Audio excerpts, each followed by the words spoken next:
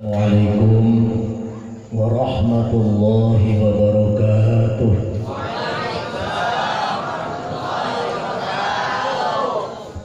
Suaranya agak serak, mohon maaf. Karena tadi diporsir, jadi cesannya lemah ini. Harus dites dulu sebetulnya. Mau ngetes ini tadi, nggak jadi. Langsung ke sini. Karena tadi kebetulan di dua tempat, di Banjarmasin, di Sungai Andai, kemudian di Sultan Adam, selajuran sambil bulik. Dan kebetulan tadi tidak pakai gerobak sendiri, jadi dijemput agak lama. Jadi biasa bawa puntal kalau bahasa Banjar ya. Ada alasan orang minta ini minta itu, akhirnya minta diampiri dan lain sebagainya. Sekali lagi saya mengucapkan salamnya 3 kali. Innallahal witru yuhibbul witro. Allah itu ganjil, menyenangi kepada sing ganjil. Assalamualaikum waalaikumsalam warahmatullahi wabarakatuh.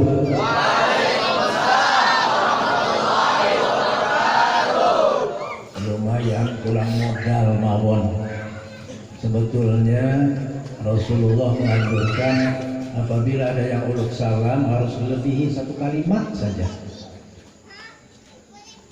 Sabda beliau, apabila ada yang uluk salam assalamualaikum, dijawab waalaikumsalam warahmatullah. Itu namanya dagangannya ada untungnya. Kalau cuma waalaikumsalam, itu pas-pasan modal. Apalagi yang uluk salam sampai warahmatullah, tapi yang menyahutinya waalaikumsalam, itu makinnya tekor. Modalnya aja dia kembali. Makanya uluk salam itu ibarat dagang, jadi harus dilebihi supaya ada untungnya, nanti bisa kebeli bensinnya. Nah, gitu ya.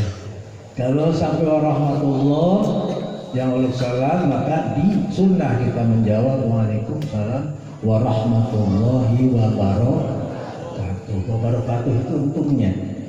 Kalau yang uluk salam sampai wabarakatuh, maka sunnah kita menjawab uluk salam tersebut waalaikumsalam warahmatullahi wabarakatuh wa maghfiratuh.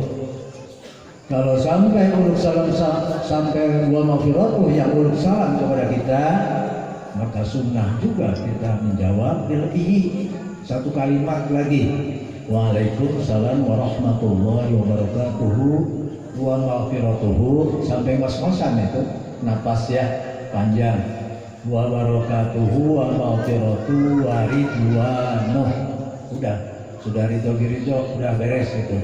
Jadi ridwanuh itu yang disebut untungnya kalau ibarat dagang itu. Kalau pedagang di sini pasti menghendaki ada untungnya, itulah tidak rugi, tidak tekor, apalagi tidak kembali modal gitu ya. Maka uluk salam yang ketiga tolong dilebihi sedikit supaya ulun kada rugi. Masih ingat tadi? Kalau sampai wa barakatuh, lebihi dengan kalimat wa maghfiratuh. Assalamualaikum wa ala man ittaba'al huda wa rahmatullahi wa barakatuh.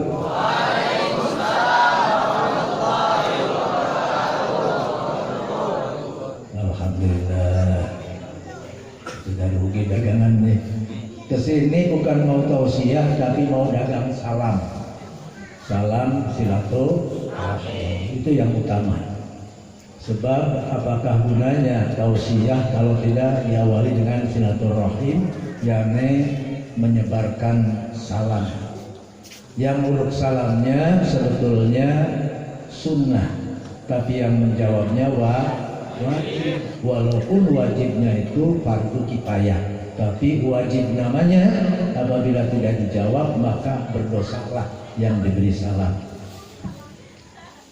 Bismillahirrahmanirrahim. Alhamdulillahilladzi arsala sayyidana Muhammadin sallallahu alaihi wasallam ila sa'iril khalqil jinni wal insi wal arabi wal ajam wa ja'ala ummatahu fawqa sa'iril umam wa khassa man ittaba dinihi biduhuril khawarij wal mazaya wa ala alihi wa sahbihi ahlil baroya amma ba'd.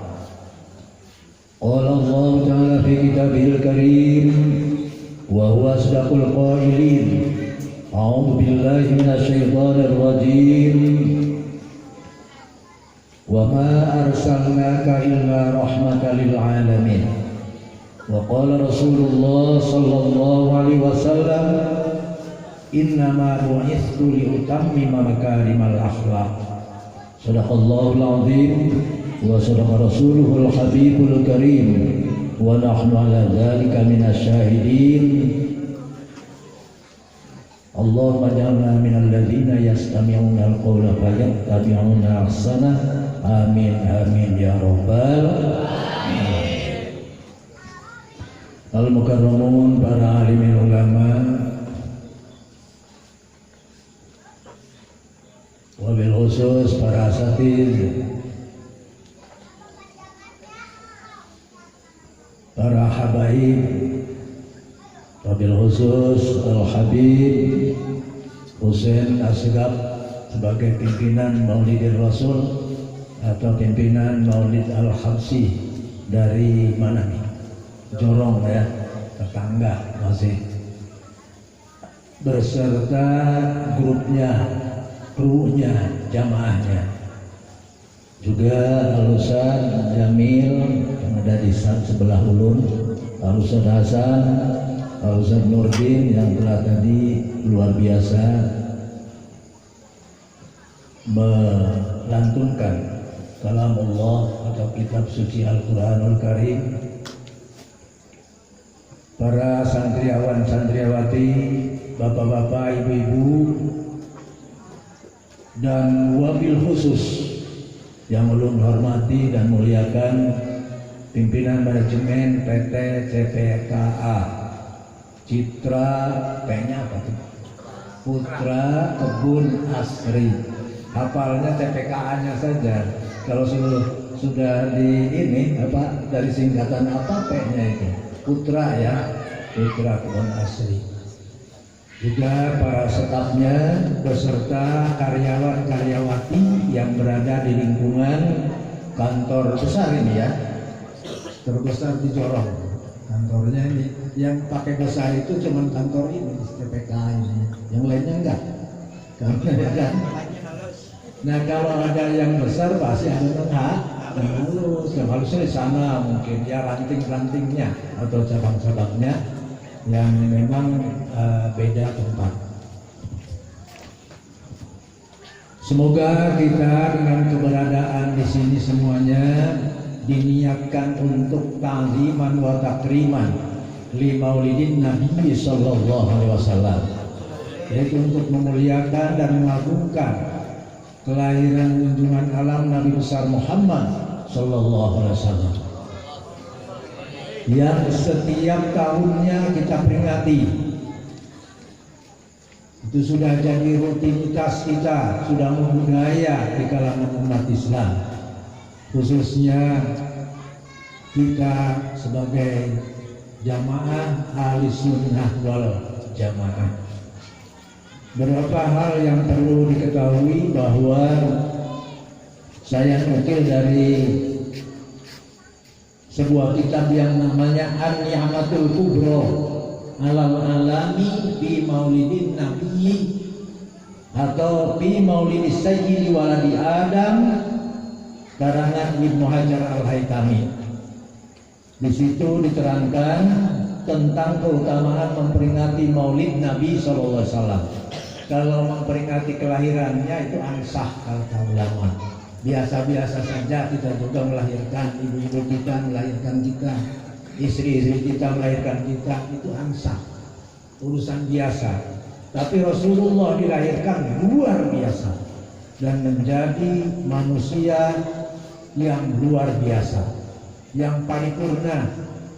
Tidak ada manusia yang paling dipuji oleh Allah Subhanahu wa taala kecuali Rasulullah SAW. Kalau dipikir Allah saja memuji beliau, apalah artinya pujian kita kepada beliau kalau Allah saja memuji.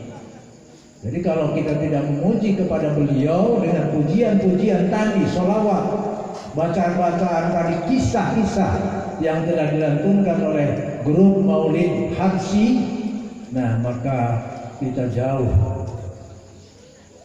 dengan apa yang telah dipuji oleh Allah Subhanahu wa taala. Di dalam sebuah ayat, wa innaka la'ala khuluqin azim. Sesungguhnya engkau Muhammad, kata Allah, sungguh yang paling tinggi akhlaknya. Jadi tidak ada lain kita memperingati Maulidin Rasul ini adalah meneladani, mencontoh kepada akhlak-akhlak yang beliau lakukan, baik dari ucapan, dari lisan, dari tingkah laku, dalam pergaulan sehari-hari, dan kita contoh juga hubungan dengan Allah yang paling dekat kepadanya. Jadi hubungan dengan manusia, bahkan hubungan dengan alam semesta luar biasa baiknya melalui akhlakul karimah. Begitu juga, karena akhlak itu ada dua, ada akhlak kepada makhluk, kepada ciptaannya, ada akhlak kepada yang menciptakannya, Khalik. Sang Khalik yaitu Allah Subhanahu wa taala. Ini kedua-duanya tidak lepas dengan hubungan hablum minallah wa hablum minan nas. Ada etika, ada akhlak. Kalau kita baca sejarah Rasul sallallahu alaihi wasallam, mengapa beliau itu berhasil dalam perjuangannya sampai saat kalau jagat itba ke beliau, berhasil dalam dakwahnya. Ternyata rahasianya ada 5 perkara. Yang pertama, beliau dari semenjak dilahirkan jadi bayi, keluar dari rahim ibunya Sayyidatuna Aminah itu dalam keadaan yatim, sudah tidak ada abahnya lagi. Baru dilahirkan sudah jadi yatim. Begitu juga umur 6 tahun beliau ditinggalkan mamanya, hidup dalam keadaan yatim piatu. Itulah rahasianya. Kemudian beliau berpindah-pindah tangan, dipelihara oleh Abdul Muthalib, kakeknya. Karena kakeknya sudah tua, pindah tangan lagi ke Abdul Muthalib, pamannya. Pamannya ini bukan main sayangnya kepada beliau. Paling menyayangi ke Rasul itu adalah paman yang namanya Abdul Muthalib. Sampai-sampai saking sayangnya beliau itu mulai halus diharagu oleh Sidin, sampai karena keadaan Abdul Muthalib sayangnya miskin juga, memelihara kambing orang yang kaya di daerah Mekah. Maka yang melakukan mengembala kambing itu adalah keponakannya, yakni Rasulullah SAW di waktu kecil. Nah ini kalau kita lihat dari semenjak kecil saja beliau sudah berusaha mencari ekonomi, bukan main. Ini adalah teladan yang patut kita contoh. Kita juga dalam kehidupan mengikuti Rasul. Kemudian setelah remaja beliau dagang. Pokoknya perihnya kehidupan Rasul itu sampai beliau mandiri, berusaha meningkatkan ekonomi, mencari nafkah sendiri buat Sidin dan keluarga pamannya tadi. Sampai dagang, begitu dagangnya luar biasa. Karena beliau yang dijalankan adalah ekonomi syariah yang berwawasan Al-Quranul Karim, dan bahkan akhlak beliau yang diamalkan itu dalam pergaulan sehari-hari itu adalah Al-Quranul Karim. Pernah Siti Aisyah ditanya oleh para sahabat tentang akhlak beliau. Baginda Siti Aisyah menjawab bahwa akhlaknya adalah Al-Quranul Karim. Siapa saja yang bisa mengamalkan Al-Quran seisinya diterjemahkan dalam kehidupan kita sehari-hari, insya Allah kita akan mulia. Sampai-sampai remaja umur 25 tahun sudah mapan beliau itu ekonominya. Coba saja bayangkan menikahi Siti Khadijah yang konon janda kaya, tapi Rasulullah SAW mas kawinnya saja 100 onta. Bagaimana miskinnya itu? Sekarang kita cari di negeri kita siapa yang kira-kira mas kawinnya 100 hadangan sapi, nggak ada. 10 aja 10 ekor nggak ada. 1 ekor aja jarang, nggak ada. Coba Rasul itu memberikan mas kawin mahar ke Siti Khadijah yang begitu kaya raya, bahkan Rasul juga modalnya dari Sidin waktu usaha bisnisnya itu, tapi sanggup memberikan 100 ontak maharnya. Berarti tidak miskin. Cuman istilah kemiskinan beliau itu ada diperjanjikan yuhibbul masakin, ya, yuhibbul fuqara il masakin wa yajlis ma'hum. Beliau itu walaupun kaya, walaupun mapan hidupnya tawadhu, rendah hati, tidak merasa kaya, tidak merasa tinggi, hidupnya itu penuh dengan ketawaduan, sehingga lebih menyenangi orang-orang yang fakir dan miskin. Kalau duduk tidak memilih tempat di samping pejabat atau yang tinggi pangkatnya, tidak beliau, tapi milihnya di pojok sana misalnya. Mana ada orang fuqara dan miskin, disitulah. Makanya disebut Rasul itu miskin, karena hidup sehari-harinya lebih mencintai orang fuqara dan miskin daripada orang yang serba kaya, serba tahta, serba punya jabatan tinggi, pangkat tinggi dan lain sebagainya. Yuhibbul fuqara wal masakin wa yajlis ma'hum. Itu riwayatnya, kisahnya, itu akhlak Rasul sallallahu alaihi wasallam.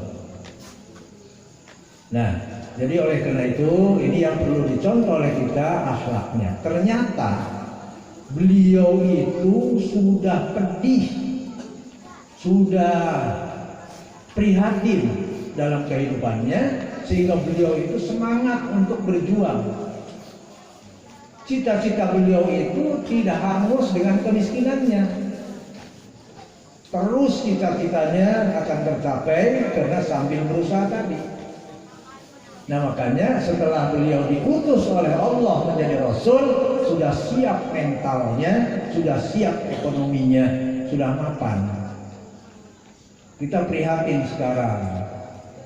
Dijajah, kalau dulu dijajahnya oleh Belanda, oleh Jepang untuk merebut negara kita yang potensial, yang subur, makmur.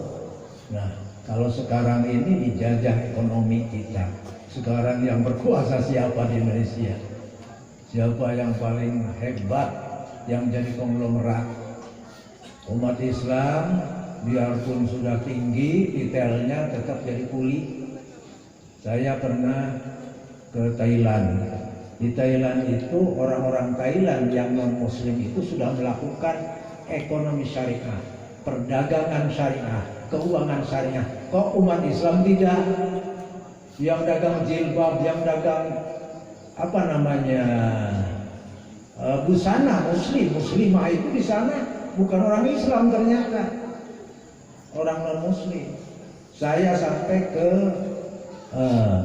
dari Thailand langsung ke China.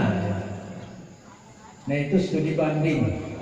Karena kebetulan saya di Kalimantan Selatan ini sebagai ketua Ikatan Pesantren Indonesia Kalimantan Selatan, jadi ngajak pengasuh-pengasuh pesantren ke Malaysia, ke Singapura, didanai oleh mereka yang dari sana, bukan kita. Pesawat mereka, akomodasi, transportasi, hotel, macam-macamnya selama di sana didanai oleh orang-orang luar, bukan dari kantong kita. Alhamdulillah ada kerjasama MOU dengan pesantren yang ada di Malaysia, Singapura dan lain sebagainya, sehingga untuk meningkatkan ekonomi pesantren, dan ini sudah ditata ya, mulai di kota Banjarbaru, supaya apa? Mengikuti Rasul tadi. Rasul yang dibangun itu ekonomi dulu, baru dakwah. Kita kelemahannya itu dakwah dulu, ekonomi belakangan, kan gitu. Sudah dialami oleh saya sendiri. Dakwah dulu membangun Islam, tapi ekonominya lemah. Disitulah kita ketanggalan oleh orang-orang yang di luar Islam. Mudah-mudahan ke depan para santri-santri harus dididik dan dilatih untuk berwiraswasta. Insya Allah tidak akan lama lagi di pesantren kita Nurul Hijrah akan dibangun BLK, ya, balai latihan untuk santri, untuk pengolahan hasil tani misalnya, jahit menjahit dan lain sebagainya. Insya Allah ini baru dibangunkan dari pemerintah daerah provinsi aula, ya. Hadirin wal hadirat rahimakumullah, itulah sebabnya yang kedua Rasulullah SAW itu berhasil dalam dakwahnya, karena bukan karena beliau berhasil dengan harta, dengan jabatan, bukan karena menakut-nakuti orang yang belum masuk Islam. Dakwah beliau itu justru dengan akhlakul karimah, dengan akhlak. Tanpa itu tidak akan berhasil, karena beliau berhasilnya bukan karena disegani dalam masalah harta benda, bukan diiming-iming orang yang ikut beliau dengan supermi, dengan beras, dengan pakaian bekas misalnya. Bukan. Rasulullah betul-betul dengan akhlakul karimah. Sampai-sampai konon ada contoh di dalam sebuah hadis bahwa beliau itu dalam satu saat didatangi oleh seorang yang non-muslim yang mau masuk Islam. Ya Rasulullah, kata si Dini kepada Rasul, "Hai Rasulullah, saya bolehkah masuk Islam?" Dijawab oleh beliau, boleh. Ya. Kemudian, saya yang sudah melakukan hal-hal yang dilarang oleh agama, apakah boleh? Saya sering mencuri, saya sering judi, saya sering main perempuan, pokoknya yang saya pernah membunuh orang tanpa dosa. Apakah saya bisa masuk Islam? Baik, kata Rasul. Tidak panjang lebar Rasul jawabnya, baik.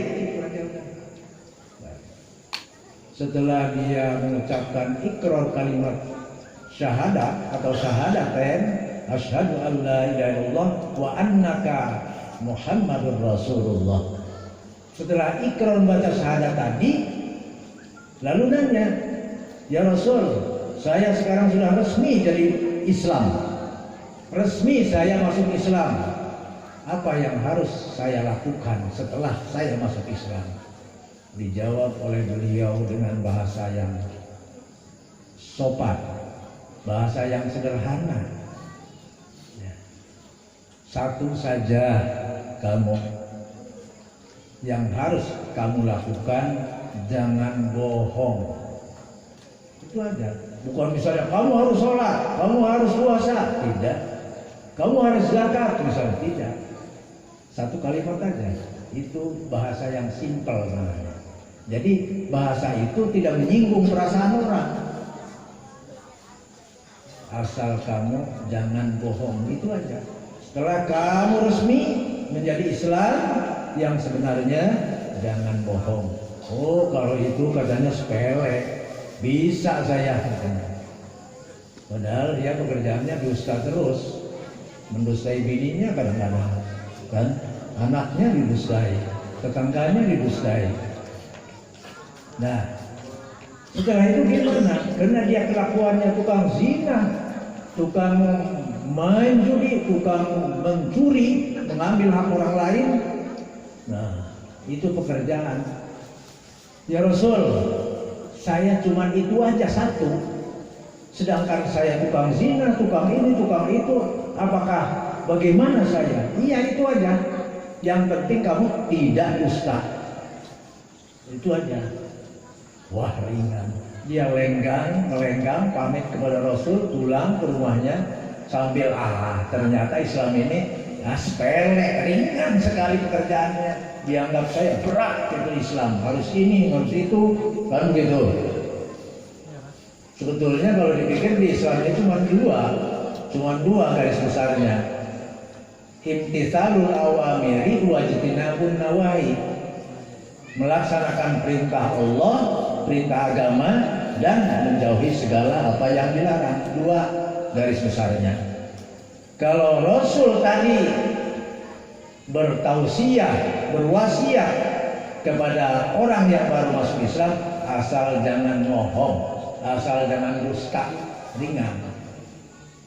Begitu satu malam dia berpikir, wah ringan ternyata dalam Islam ini. Nah, tiba-tiba dalam satu saat dia ke pasar. Datang ke pasar itu melihat duit tukang beras di bakul penuh sebakul, dan tukang berasnya tidak memperhatikan uang lagi, lengah karena melayani pembeli. Sudah dipegang karena kerjaannya tukang curi dia. Bila mana orang pemiliknya itu lengah, pasti diambil. Sudah dipegang tuh bakul yang penuh dengan duit tadi.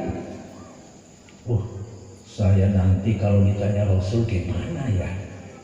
Kalau saya jujur bahwa saya ini mencuri, pasti setidaknya saya dipotong tangan saya, dikisos berlaku, ya, dilakukan dengan hukuman yang berat. Kalau saya tidak mengaku untuk membela keselamatan saya dusta. Jadi antara akal dengan nafsu perang di situ. Kata nafsu ambil aja kan yang punyanya tuh lagi lengah, ambil aja, aman lah pokoknya. Kata nafsu, kata akal, gimana kalau saya ketemu Nabi? Bingung lagi nih. Padahal Nabi sudah wasiat kepadaku tidak boleh dusta. Akhirnya tidak jadi, kalah nafsunya. Hawa nafsunya kalah oleh akalnya. Hanya setan kalah oleh malaikat, gitulah. Tidak jadi.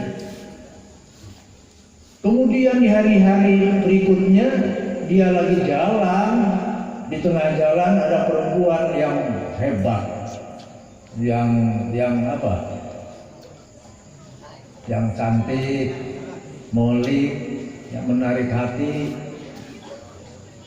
yang montok, yang demplon.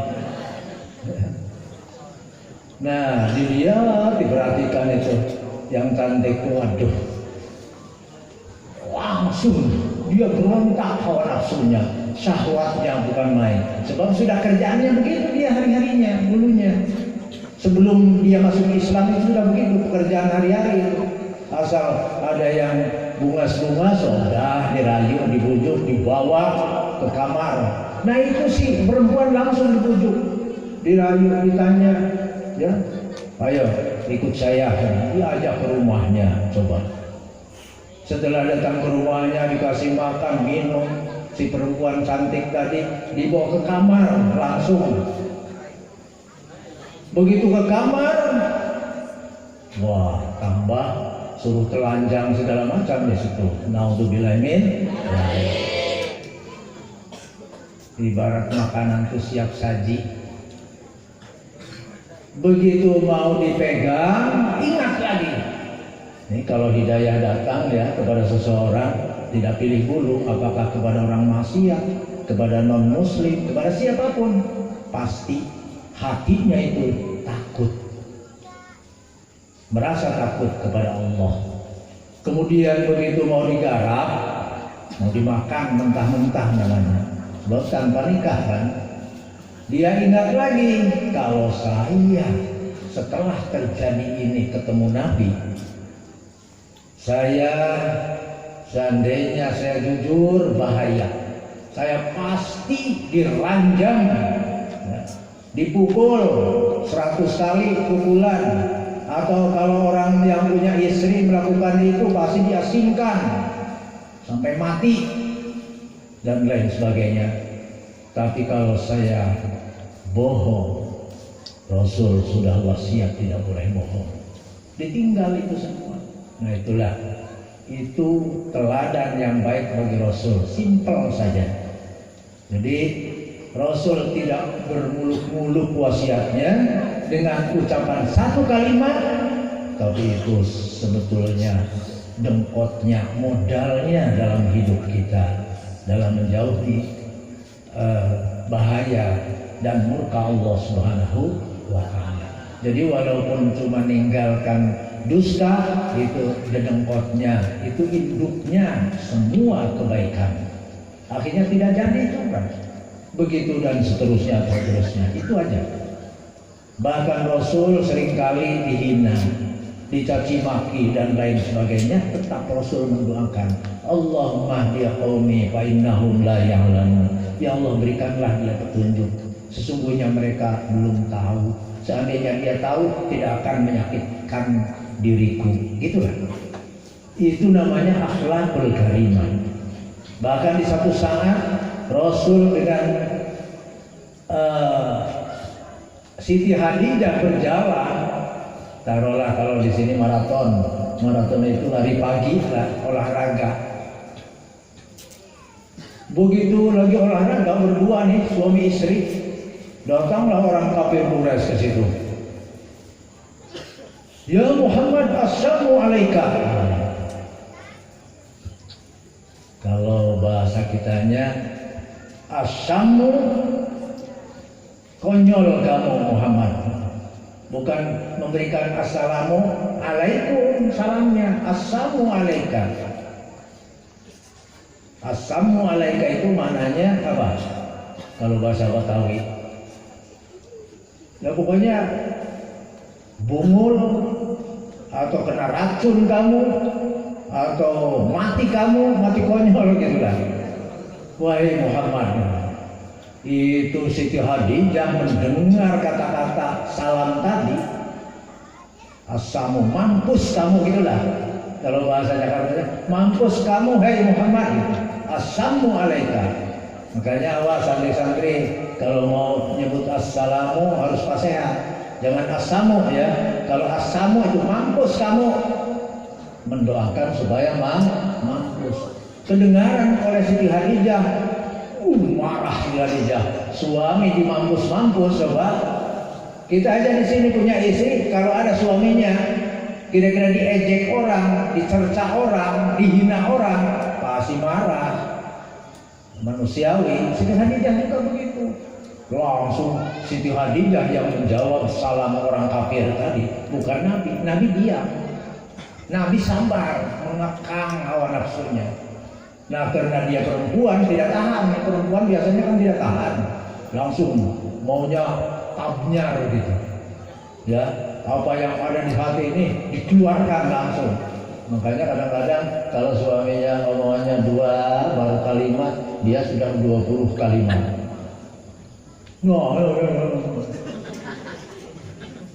Setan aja takut kalau kepada wanita yang cerewet, tapi kalau yang tidak cerewet tidak takut setan. Malah menggoda ya, supaya cerewet. Nah, akhirnya dijawabnya lebih keras lagi oleh Siti Khadijah. Walaikasamu wala'natu wa'adabu. Kamu mampus, kamu cilaka, kamu disiksa ya oleh Allah Subhanahu wa Ta'ala. 3 kalimat. Yang tadi 1 kalimat dipaparkan, dijawab oleh Siti Khadijah dengan yang lebih keras lagi, dengan kata-kata ancaman. Gimana Rasulullah? Mahlan ya Humairah, tenang wahai istriku yang kemerah-merahan. Gitu aja, mengademkan istrinya. Coba di saat istrinya marah. Kalau kita ya kita sendiri ya mati-mati kan gitu. Gak usah istri lagi, jawab dengan lebih keras lagi oleh suami. Nah ini istrinya, mahlan hei Humairah, sabar, diam. Ini akhlak luar biasa. Dipancing oleh orang supaya marah, tapi beliau tetap tegar dan bisa mengendalikan amarahnya. Itulah ahli surga. Ahli surga diantaranya kata Nabi, orang yang bisa marah seketika tapi dia tidak mengeluarkan amarahnya. Orang yang bisa emosi kepada seseorang tapi dia mengendalikan emosinya. Itu yang menang dalam kehidupan. Bukan yang jago pukul, jago ini, jago itu, bukan.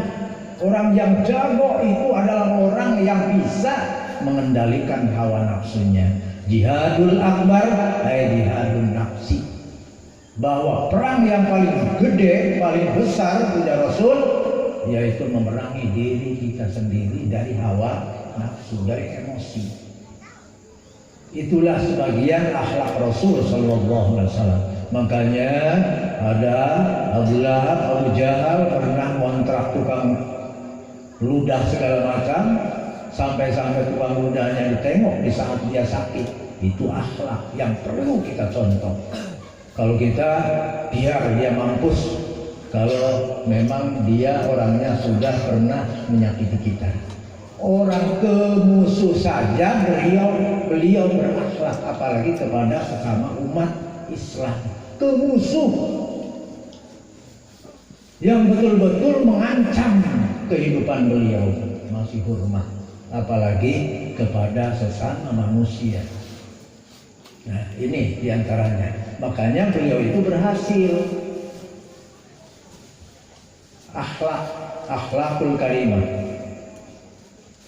Bahkan orang yang pernah memusuhi kepada beliau, ngancam ke beliau mau membunuh, ujung-ujungnya masuk Islam, ikrar dengan hidayah Allah Subhanahu wa ta'ala. Daripada kita mojok.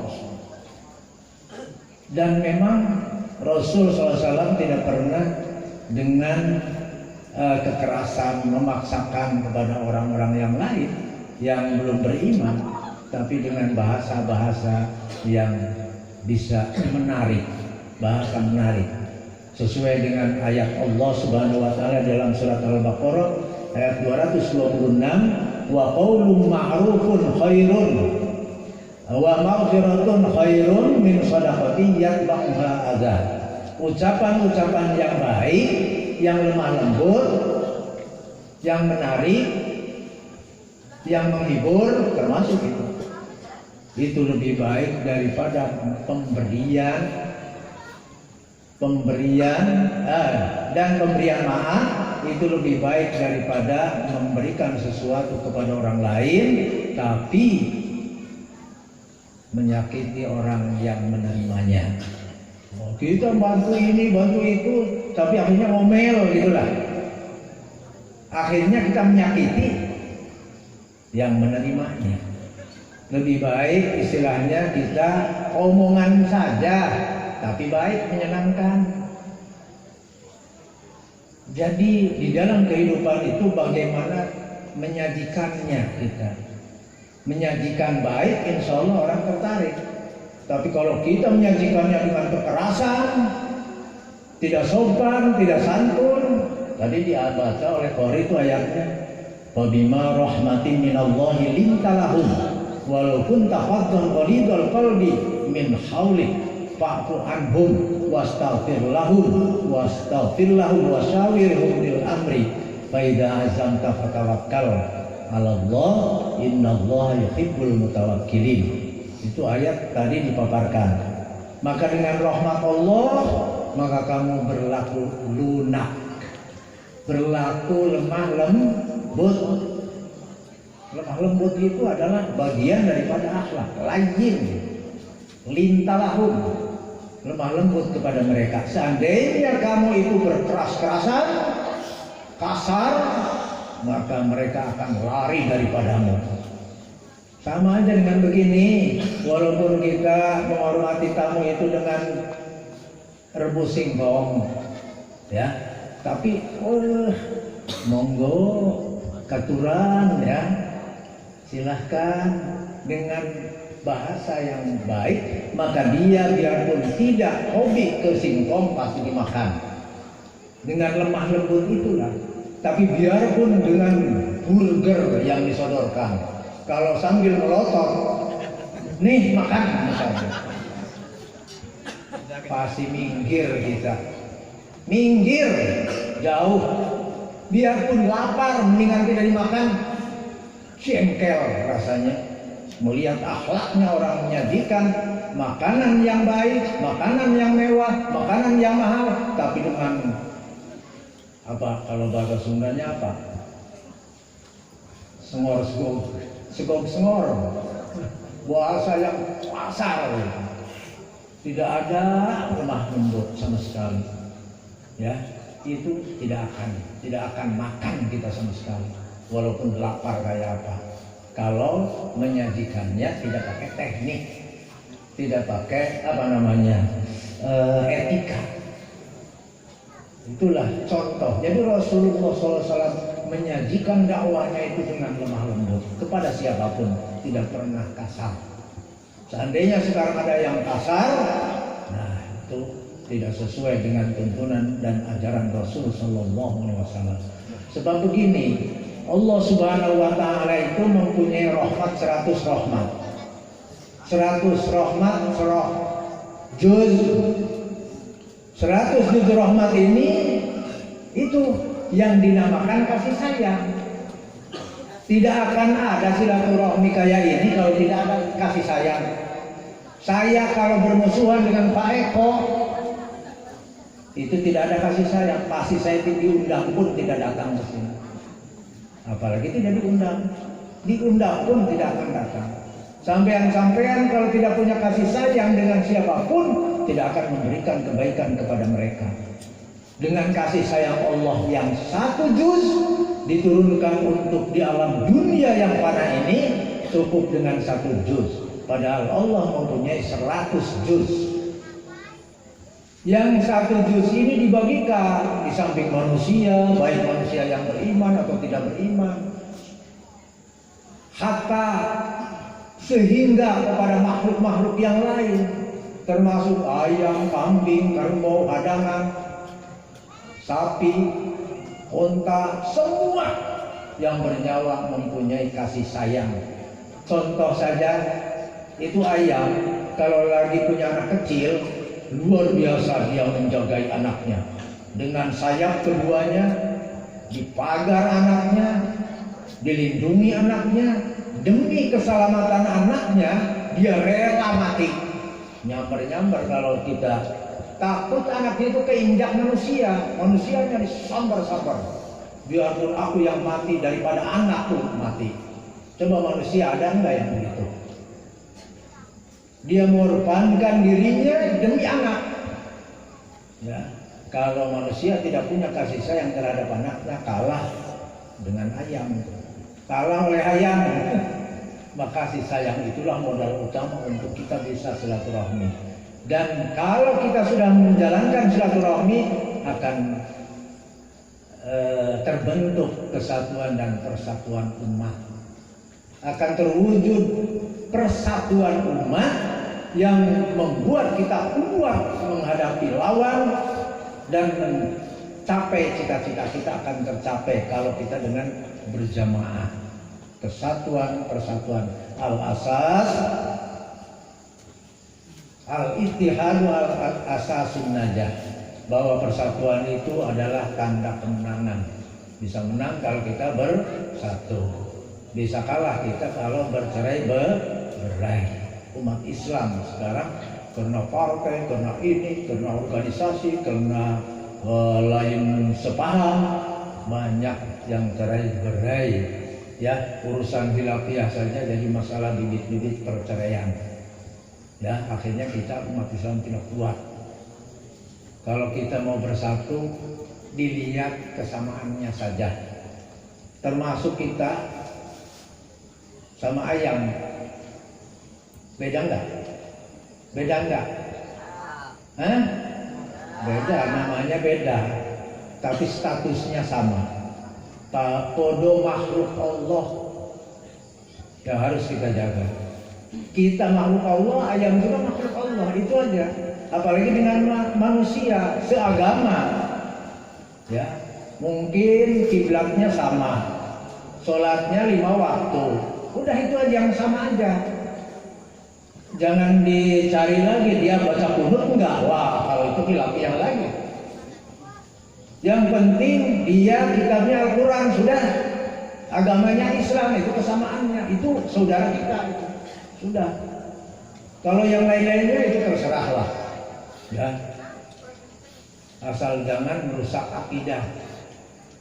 Yang akidah itu yang penting, yang terjaga. Artinya kalau dia misalnya sholatnya 5 waktu, tidak 2 waktu sehari semalam, berarti sama. Ya. Rukunya sama, sujudnya pakai di dalam sholat sama. Kesamaannya yang harus kita lihat. Makanya ada kisah dulu, ya ada kisah bedanya dengan hewan. Ya. Kata ayam, syukur saya dijadikan ayam. Saya bisa dijadikan untuk sedekah, untuk selamatan, untuk makan manusia, ya kan? Masih bermanfaat. Dari kulitnya, bulunya masih bermanfaat. Dijadikan itu kebutan ya, supaya untuk kebersihan. Itu bulunya saja sudah bermanfaat. Nah, terus ada kambing di situ. Daripada kamu dijadikan kambing, kata ayam. Jawab kambing, saya alhamdulillah dijadikan kambing. Saya lebih ganas lagi. Kalau ayam cuma 2 kakinya, saya 4 kaki. Saya dijadikan akekah masuk, dijadikan kurban, apalagi orang mau selamatan apa? Potong kambing. Kulit saya bisa pakai terbang, tuh dipakai habsian misalnya. Bulu saya pun bisa, bahkan kulit bisa dijadikan tempat sholat sajadah kalau sudah disamah. Masih untung saya dijadikan kambing. Pas ada sapi di situ nongkrong, daripada kamu dijadikan sapi. Wah, saya juga syukur dijadikan sapi. Syukur dijadikan sapi. Saya kalau akekah ini 7 orang, korban 7 orang. Daripada kambing tadi cuma 1 orang kan ukurannya. Tapi digana lagi sapi.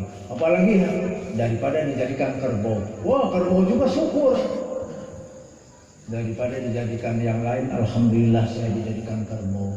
Bahkan musim kayu ulin dulu, yang masih ramenya ulin, itu di samping dipotong untuk korban, untuk akekah, juga menarik kayu berapa ratus kubik, menghasilkan untuk kemanfaatan manusia.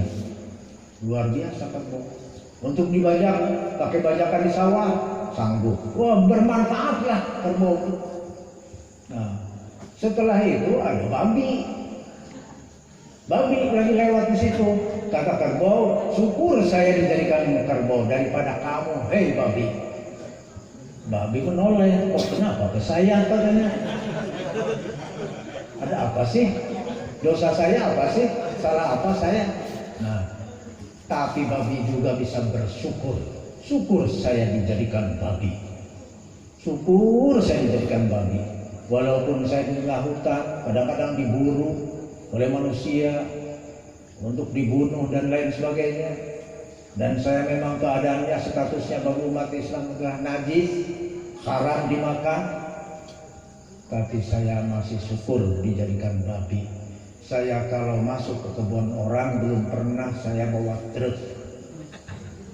Cuman makan di situ, apabila makanan sudah dimakan oleh dia si jawoinya, apa namanya tuh, singkongnya, buah singkongnya, kenyang di situ, udah pulang saya. Tidak sampai merusak, tidak sampai bawa truk. Akhirnya ada manusia daripada kamu, hei manusia. Manusia yang suka merusak hak milik orang. Kalau datang ke kebun orang pasti bawa truk. Coba datang ke rumah orang saja, TV diambil, perhiasan diambil, duit diambil, tuan rumahnya diperkosa lagi, sampai-sampai dibunuh. Itulah jahat-jahatnya manusia kalau sudah tidak berakhlak. Lebih bagus apa hewan. Wa indarana li jahannama minal jinni wal ins lahum qulubun la yafqahuna biha wa lahum adhanun la yubsiruna biha wa lahum a'yunun la yasma'una biha ulaika kal an'am bal hum adall ulaika humul ghafilun. Sudah disediakan neraka jahanam buat jin dan manusia. Manusia yang bagaimana? Punya pikiran, tidak pernah memikirkan yang hak. Tidak pernah dia mau memikirkan kekuasaan Allah. Tidak memikirkan kekuasaan Allah sehingga dia hidup sombong. Kalau dia sudah sombong kepada Allah, apalagi kepada manusia. Sama dengan syukur. Manusia tidak syukur kepada sesama manusia, langsung tidak syukur kepada Allah. Malam yaskurunna lam yaskurullah. Kita di sini syukur kepada Allah atas dilahirkannya Nabi Sallallahu Alaihi Wasallam. Coba kalau Nabi tidak dilahirkan, kita tidak tahu mana yang baik, mana yang buruk, mana yang halal, mana yang haram, mana jalan ke surga, mana jalan ke tidak tahu. Gelap gulita kita tidak tahu. Dan bahkan Allah yang mengatakan di dalam hadis kursi, ya, artinya laulaka lama khalaqtul aflaq, tidak aku jadikan alam semesta ini berserta isinya kalau engkau tidak dijadikan terlebih dahulu. Sebelum Adam, Allah sudah menjadikan Nur Muhammad sallallahu alaihi wasallam. Itulah dijadikan alam, adanya nabi, adanya alam. Begitu juga orang yang punya penglihatan tapi tidak digunakan penglihatannya. Lebih banyak baca Quran daripada Quran. Lebih baik mempelajari ilmu-ilmu yang lain ketimbang ilmu agama. Dia tidak mau menggunakan matanya untuk hal-hal yang diridhoi oleh Allah Subhanahu. Punya kuping tidak pernah mendengarkan ayat-ayat suci Al-Quran. Tidak pernah dia mendengarkan tausiah, nasihat agama, fatwa-fatwa ulama. Ditutup telinganya. Ya, kalau dengar adzan aja ditutup. Ini seperti orang yang kerasukan. Saya seringkali orang dibawa ke rumah saya untuk diruqyah, orang yang kerasukan itu biasanya baru saja menghadap saya mau ke pintu itu sudah melotot matanya ke saya. Begitu adzan dikumandangkan oleh santri saya, dia tutup kupingnya. Itu sudah kerasukan setan, iblis. Saya pernah dilempar dengan tas gendongannya itu. Kebetulan perempuan yang dibawa ke situ. Begitu datang, kita sambut, langsung tas dia itu ada di muka saya. Saya luar biasa, ada jengkelnya, ada marahnya. Tapi astagfirullahaladzim, kalau saya marah dibalas dengan pukulan seperti ini, nanti saya juga termasuk seperti dia, edannya, ya, bungulnya sama dengan dia. Akhirnya kita senyum, ya, tertawa, tapi merah muka saya. Merahnya itu bukannya sakit tapi merah marah gitu sebetulnya. Jadi mengendalikan marah itu sampai merah kuping saya. Orang marah kan begitu, pasti kupingnya merah, matanya melotot merah gitu. Tapi saya telan sendiri marah itu. Karena kalau kita marah, wah, siapa? Nggak bisa kita mengobati dia. Ada polisi juga, sudah perwira dia dikirim oleh Kapolda ke rumah pakai pengawal.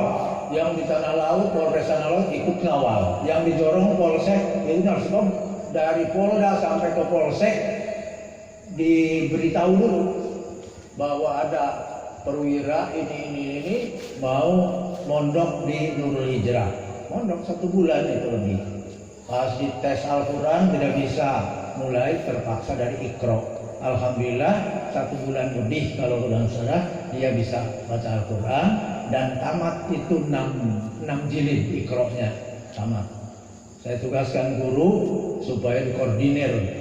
Nah tapi begitu di rupiah dia malah nempeleng saya. Tidak senang membaca dengar ayat Al-Quran itu. Pertama ketemu itu tidak senang, malah bawaannya panas, nggak kerasa mau lari dari kita karena sudah kesetanan namanya. Naudzubillah min. Makanya kalau ada orang di sini umpama Eko ya sudah tidak senang lagi dengar azan, besing, merasa, nah itu alamat kerasukan iblis, bukan setan lagi.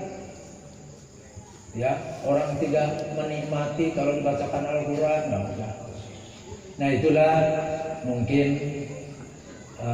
dari saya. Yang utama adalah kita harus prihatin, mencari meningkatkan ekonomi untuk masa depan kita.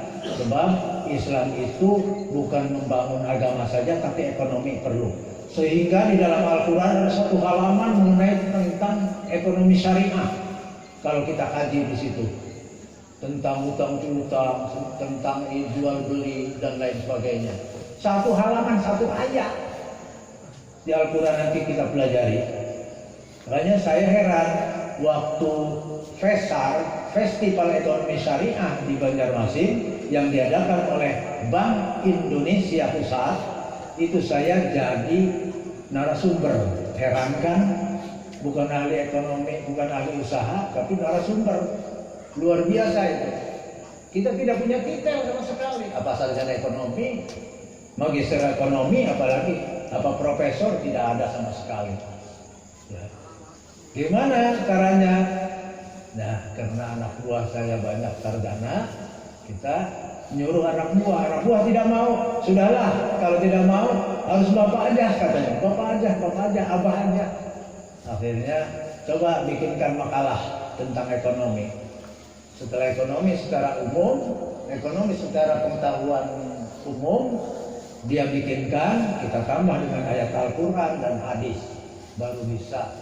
Tidak ada yang menyanggah begitu dibacakan di forumnya nggak tanggung-tanggung, di situ kan ahli ekonomi semua dari perusahaan-perusahaan baik itu BUMN maupun swasta ada di situ.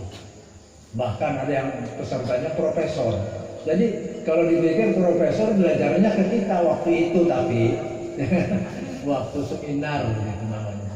Nah ini suatu kelebihan ya dari kita itu memanfaatkan anak buah sebagai sarjana-sarjana. Bahkan anak buah saya ada yang doktor S3 4 orang. Jadi kepala bidang ekonomi dan hukum. Nah kita ketua Ikatan Perusahaan Indonesia Kalsel tidak punya titel apa-apa, awal akhir belum, kosong ya. Tapi alhamdulillah dengan sendirinya kita sambil belajar.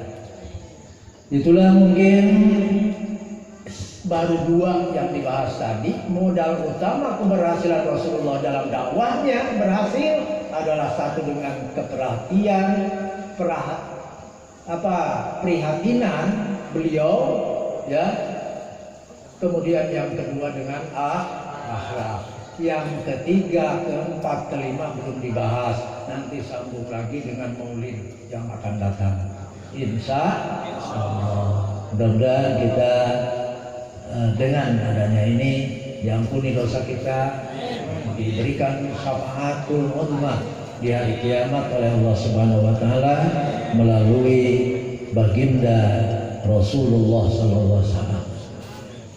Kurang lebihnya mohon maaf. Akhirul kalam wallahu muwaffiq ila aqwamit thoriq. Assalamualaikum warahmatullahi wabarakatuh.